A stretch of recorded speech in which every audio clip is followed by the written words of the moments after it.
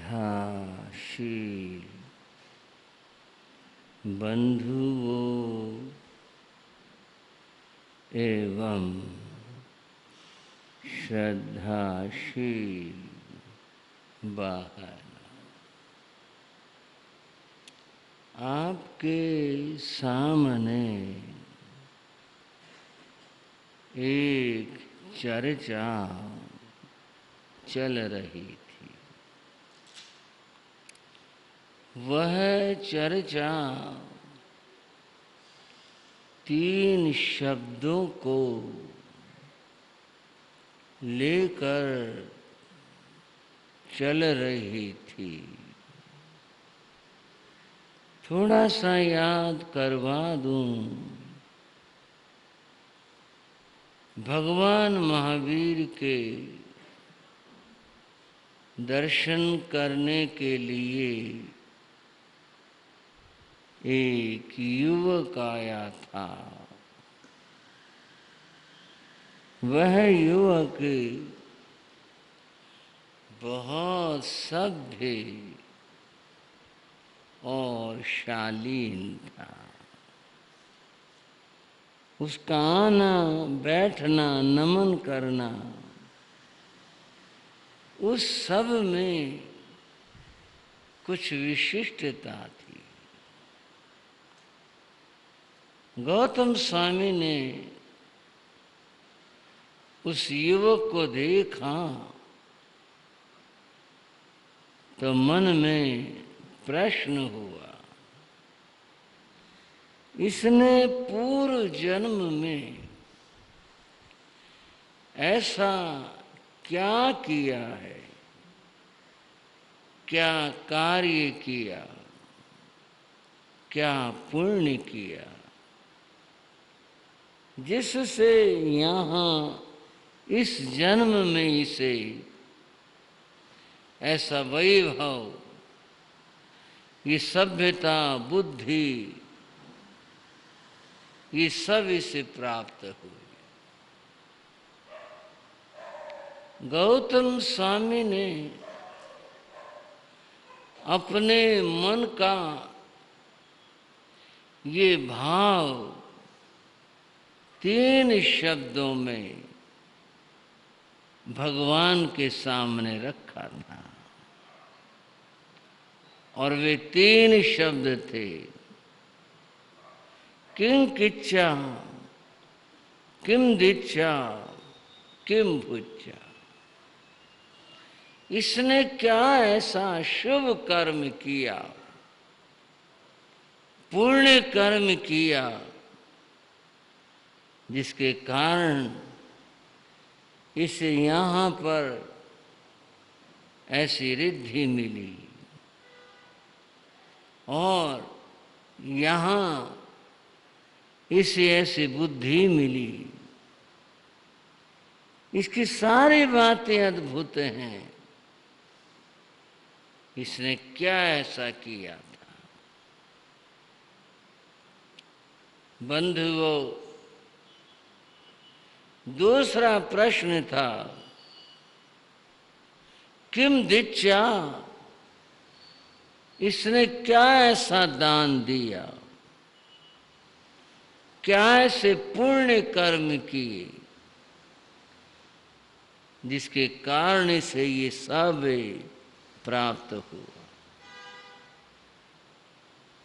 तीसरी बात कही, किम भुज्जा, इसने क्या ऐसा सात्विक भोजन किया, जिसके कारण इसकी ऐसे बुद्धि बनी, ऐसे विचार बने। जहाँ तक करने की बात है और दान की बात है, ये कुछ चर्चाएं आपके सामने मैं कर चुका हूं। आज हम चर्चा करेंगे, किम भुज्जा, इसने ऐसा क्या शुद्ध सात्विक आहार किया, भोजन किया, जिससे इसकी बुद्धि इतनी निर्मल बनी। बंधुओं, कुछ भाई, आपको नहीं कह रहा, कुछ लोग तो यह सोच सकते हैं बुद्धि वो कुछ और चीज है, भोजन कुछ और है। यूं तो सब लोग स्वीकार कर लेंगे वे भोजन से स्वास्थ्य का संबंध है, पर बुद्धि का क्या संबंध है?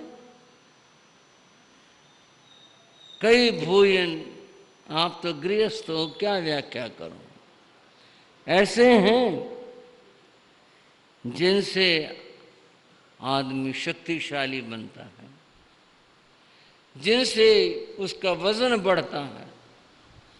वजन बढ़ना शक्तिशाली होना नहीं है, ये तो मैं बात बता रहा हूं।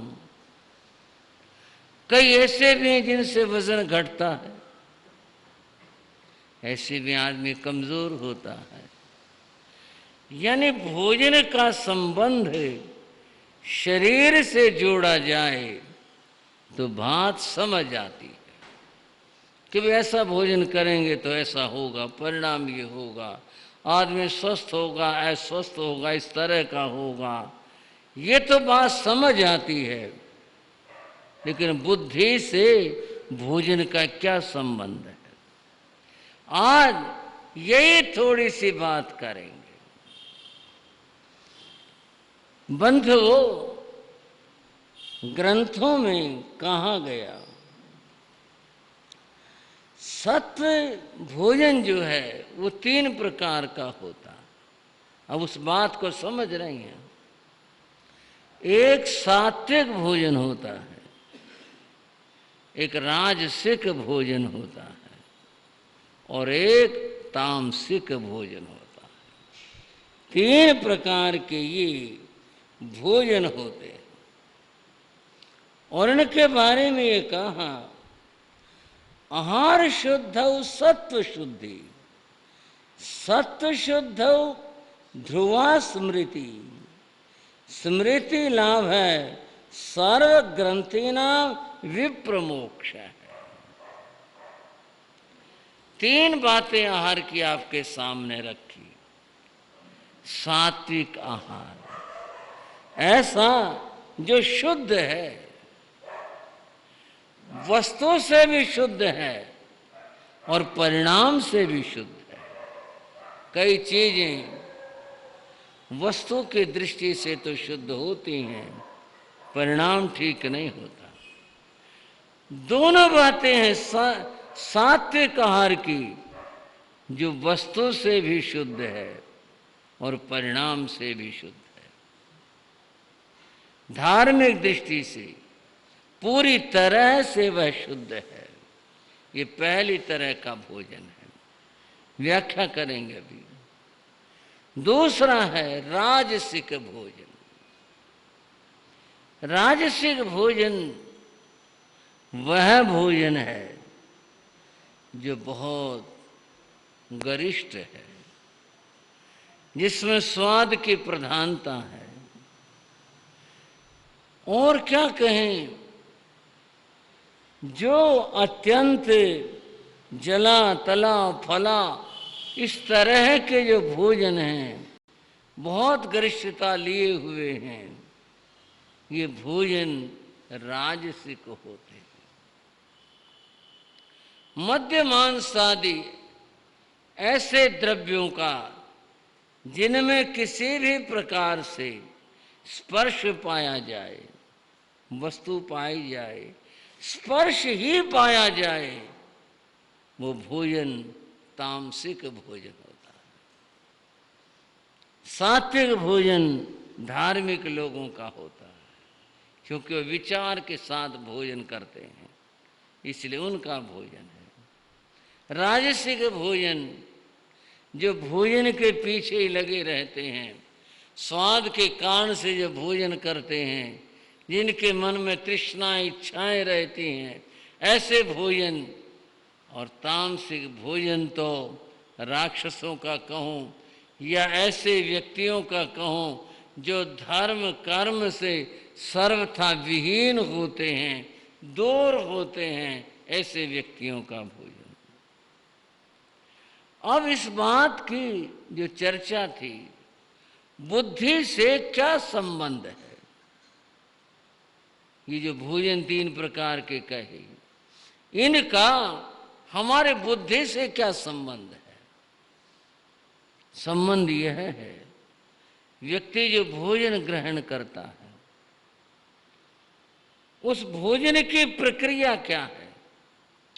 उसकी प्रक्रिया है भोजन की कि भोजन के बाद रस बनता है, रस के बाद में रक्त बनता है, रक्त के बाद शरीर की और जो धात्विक चीज़ें हैं, जिनमें से अंदर रक्त के बाद में फिर मांस बनता है शरीर का, फिर उसके बाद में वसा, उसके बाद में अस्थि हड्डियां आदि, यूं ये प्रक्रिया है। हम यहाँ आकर के रुकते हैं कि रस बना और रस से रक्त बना। जब भोजन शुद्ध होगा तो रक्त शुद्ध होगा, रक्त शुद्ध होगा जो सारे शरीर का संचालन करता है। रक्त के बिना, क्योंकि रक्त जो है वह पूरे शरीर का संचालन करने वाला है। जब अशुद्ध रक्त मस्तिष्क में पहुंचता है, जो कि दिमाग में भी जाता है, वहां पहुंचता है, तो फिर उसका परिणाम अच्छा नहीं होता। फिर दिमाग जो सोचता है वो अच्छा नहीं सोचता है, उसमें सद्बुद्धि और कुबुद्धि 2 चीज हैं ये। अगर वो रक्त शुद्ध है, सही है, क्योंकि शुद्ध भोजन से निर्मित होकर के आया है, तो फिर उसकी बुद्धि शुद्ध और सात्विक होगी। वो व्यक्ति हमेशा अच्छा सोचेगा, अच्छा चिंतन करेगा। यदि रक्त खराब है तो फिर बुद्धि दुर्बुद्धि होगी और वो व्यक्ति बुराइयां, दुनिया भर की इधर उधर की बातें, फिर उसका चिंतन ये शुरू हो जाता है और व्यक्ति अपराधों की ओर चला जाता है। कुछ वैज्ञानिक क्षेत्रों के प्रयोग भी बड़े विचित्र से हैं। जिन सात्विक आदमियों को, ऐसा पत्रिकाओं में पढ़ने को मिला, बाकी मैं तो क्या कह सकता हूं, ऐसे व्यक्तियों को जो बहुत अच्छे थे, धार्मिक थे, उनको ऐसे लोगों का रक्त चढ़ा दिया बीमारी की अवस्था में, जो लोग मांसाहारी थे, जो लोग अपराधी थे, हिंसक थे, ऐसा रक्त चढ़ा दिया। तो परिणाम ये पाया गया, उनकी बुद्धि और प्रवृत्तियां भी उसके अनुरूप हो गई। ऐसा कई विचारकों के लेख पढ़ने को मिले कि उनकी जो बुद्धि थी वह भी उसी तरह की हो गई। और जिनको सात्विक रक्त चढ़ाया गया, अच्छे व्यक्तियों का, अगर उनकी बुद्धि भी खराब थी, वो व्यसन मुक्त हो गए और उनके जीवन के अंदर शुद्धता और सात्विकता आ गई। शायद कहोगे कि धार्मिक आदमियों को तो काम जरूर करना चाहिए। बिल्कुल, इसमें तो कोई बात ही नहीं है। धार्मिक व्यक्ति यदि रक्तदान करता है, उसका परिणाम निश्चित रूप से अच्छा होगा ही होगा और होता है। मैं तो अपनी चर्चा के विषय में कह रहा था, आहार शुद्ध सत्व शुद्धि। आहार की शुद्धि से व्यक्ति की जो बुद्धि होती है, जो अंत में जाकर बनती है, वो शुद्ध होती है। अगर आहार अशुद्ध है तो उसकी बुद्धि कभी अच्छी और निर्मल नहीं होती। बंधुओं, आज इस जमाने के अंदर आहार की शुद्धि ने तो एक चुनौती दे रखी है। धार्मिक लोगों को धर्मनिष्ठ आत्माओं को चुनौती कैसे दे रखी है। आज स्वार्थी लोग अपने स्वार्थ के कारण से इस तरह के उत्पादन बाजार में उतार रहे हैं कि जो शुद्ध नहीं होते, अशुद्ध होते। और एक आदमी निर्णय नहीं कर पाता, वहां तक पहुंच नहीं पाता कि भाई ये चीज शुद्ध है या शुद्ध है। इतना तो विचार व्यक्ति नहीं लगाता कि भाई मैं इसका पता तो निकाल लूं, इस वस्तु के बारे में खोज तो कर लूं। कुछ नहीं, स्वाद को देखते हैं, कुछ प्रस्तुति को देखते हैं, बड़ा अच्छा, बड़ा सुंदर है, बड़ा देखने में मनोहर है, इस तरह का देख करके और भोजन स्वीकार कर लेते हैं। ये बड़ा गलत है। बंधुओं, घर से बाहर की चीजों का प्रयोग तो बहुत सोचकर होना चाहिए। सबसे अच्छा और उत्तम तो यह है, बाहर बाजार की चीजों का प्रयोग धार्मिक लोगों को नहीं करना चाहिए। और कदाचित आप गृहस्थ हैं, अगर प्रयोग करते हैं तो उसका अच्छे प्रकार से विचार करके, पता करके फिर करना चाहिए। आजकल सरकार ने एक सुविधा प्रदान की, और सुविधा क्या प्रदान की, जो शाकाहारी वस्तुएं हैं उन वस्तुओं के ऊपर, उनके पैकिंग के ऊपर एक हरा निशान, हरा डॉट लगा दिया जाता है।